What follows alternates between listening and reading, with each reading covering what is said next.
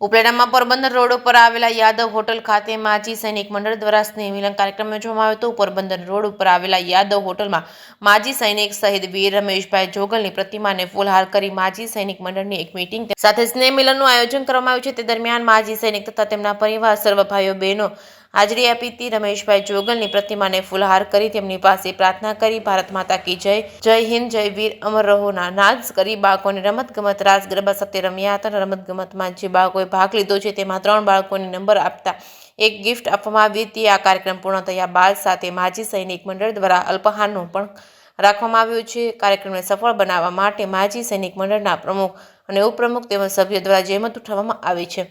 જે કેસની ગુજરાતી સાથે અર્શી આહિર, ઉપલેટા। જય હિન્દ। આજે માજી સૈનિક મંડળ ઉપલેટા દ્વારા સ્નેહ મિલન તથા સમૂહ ભોજનનો કાર્યક્રમ રાખવામાં આવ્યો। મિત્રો, કાર્યક્રમની શરૂઆત દેશ માટે શહીદ થનાર શહીદ રમેશભાઈ જોગલને સલામી આપીને પુષ્પાંજલિ આપીને કરવામાં આવ્યું।